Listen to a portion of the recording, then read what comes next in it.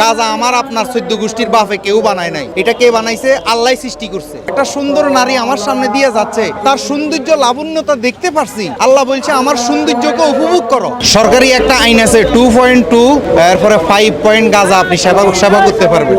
আর আল্লাহ পাক রব্বুল আলামিন সূরা আর রহমানের মধ্যে বলে ফাবিয়া আলাই রব্বুকুম তুকাজ্জিমান, তুমি কোন নিয়ামতকে অস্বীকার করবা?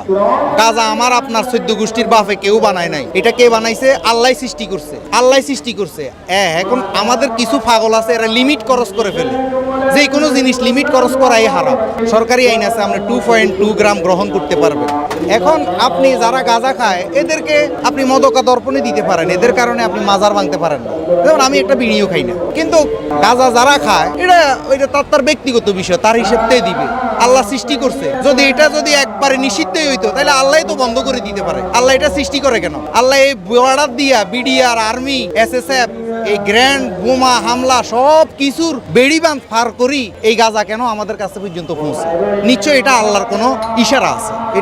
এটা তো আপনি আমার কোনো ক্ষমতা নাই, এটা আল্লাহর ক্ষমতা। যদি এখান থেকে একটা নারী, যে সুন্দর নারী, যে আমরা দুজন একসাথে যাচ্ছি, দুজনের পলক কিন্তু সেই নারীর দিকে যাবে, এটা আর শয়তান আদুবুল ইনসান, শয়তান তো মানুষের শত্রু, ধোঁকা দিতেই পারে। তো এই নারীর দিকে যখন চোখ যাবে তাহলে এটাকে কিভাবে আমরা এটা হেফাজত? শুকরের বিষয়, এটা আনন্দের বিষয়। একটা সুন্দর নারী আমার সামনে দিয়ে যাচ্ছে, তার সৌন্দর্য লাবণ্যতা দেখতে পারছি। আল্লাহ বলছে আমার সৌন্দর্যকে